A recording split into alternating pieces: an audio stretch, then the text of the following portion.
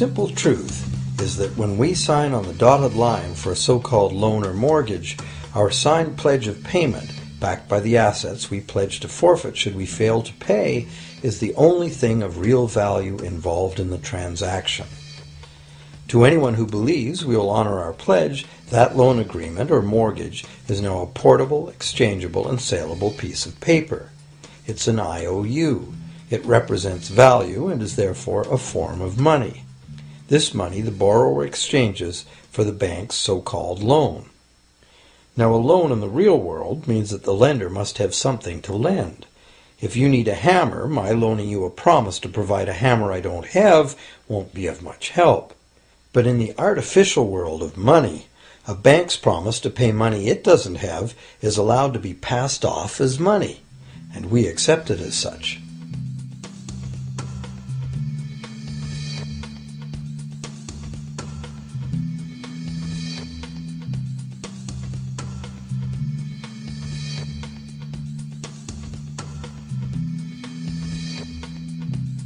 Once the borrower signs the pledge of debt, the bank then balances the transaction by creating, with a few keystrokes on a computer, a matching debt of the bank to the borrower. From the borrower's point of view, this becomes loan money in his or her account, and because the government allows this debt of the bank to the borrower to be converted to government fiat currency, everyone has to accept it as money. Again, the basic truth is very simple. Without the document the borrower signed, the banker would have nothing to lend. Have you ever wondered how everyone, governments, corporations, small businesses, families, can all be in debt at the same time and for such astronomical amounts? Have you ever questioned how there can be that much money out there to lend? Now you know. There isn't. Banks do not lend money.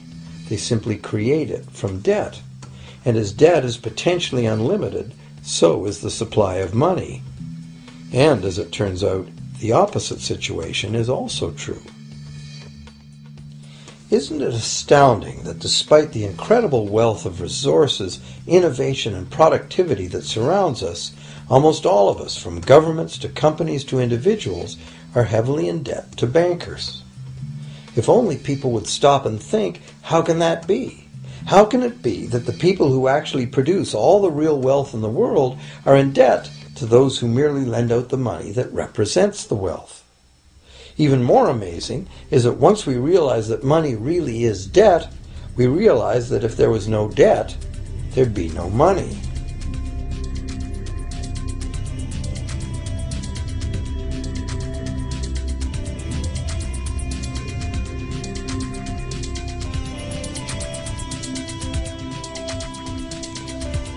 If this is news to you, you are not alone. Most people imagine that if all debts were paid off, the state of the economy would improve. It's certainly true on an individual level. Just as we have more money to spend when our loan payments are finished, we think that if everyone were out of debt, there would be more money to spend in general. But the truth is the exact opposite. There would be no money at all. There it is. We are totally dependent on continually renewed bank credit for there to be any money in existence. No loans, no money, which is what happened during the Great Depression. The money supply shrank drastically as the supply of loans dried up.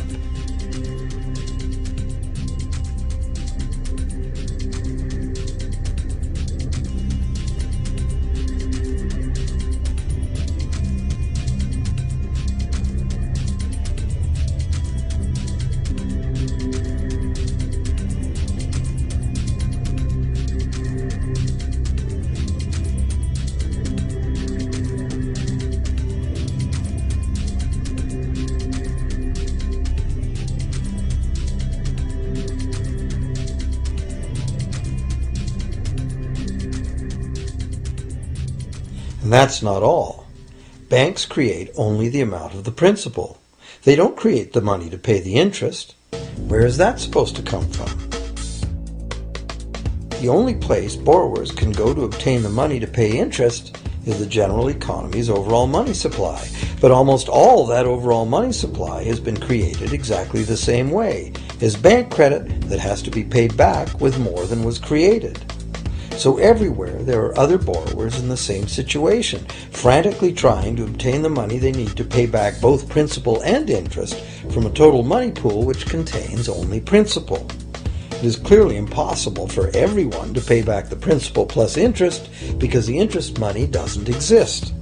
This can even be expressed by a simple mathematical formula. The big problem here is that for long-term loans such as mortgages and government debt, the total interest far exceeds the principal. So unless a lot of extra money is created to pay the interest, it means a very high proportion of foreclosures and a non-functioning economy. To maintain a functional society, the rate of foreclosure needs to be low.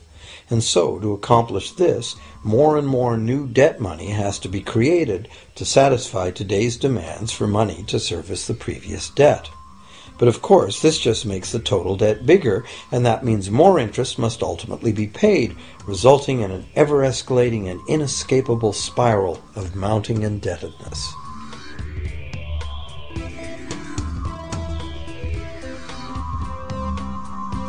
It is only the time lag between money's creation as new loans and its repayment that keeps the overall shortage of money from catching up and bankrupting the entire system. However, as the bank's insatiable credit monster gets bigger and bigger, the need to create more and more debt money to feed it becomes increasingly urgent. Why are interest rates so low? Why do we get unsolicited credit cards in the mail? Why is the U.S. government spending faster than ever? Could it be to stave off collapse of the entire monetary system? A rational person has to ask, can this really go on forever? Isn't a collapse inevitable?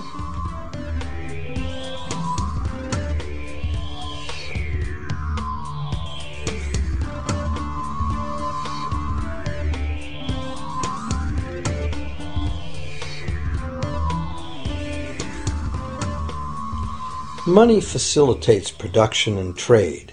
As the money supply increases, money just becomes increasingly worthless unless the volume of production and trade in the real world grows by the same amount. Add to this the realization that when we hear that the economy is growing at 3% per year, it sounds like a constant rate, but it's not. This year's 3% represents more real goods and services than last year's 3% because it's 3% of the new total. Instead of a straight line as is naturally visualized from the words, it is really an exponential curve getting steeper and steeper. The problem, of course, is that perpetual growth of the real economy requires perpetually escalating use of real-world resources and energy. More and more stuff has to go from natural resource to garbage every year, forever, just to keep this system from collapsing.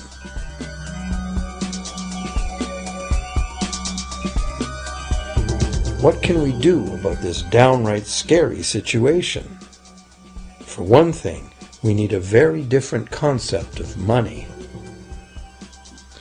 It's time more people ask themselves and their governments 4 simple questions. Around the world, governments borrow money at interest from private banks. Government debt is a major component of total debt, and servicing that debt takes a big chunk of our taxes. Now we know that banks simply create the money they lend, and that governments have given them permission to do this. So the first question is, why do governments choose to borrow money from private banks at interest when government could create all the interest-free money it needs itself? And the second big question is, why create money as debt at all? Why not create money that circulates permanently and doesn't have to be perpetually re-borrowed at interest in order to exist?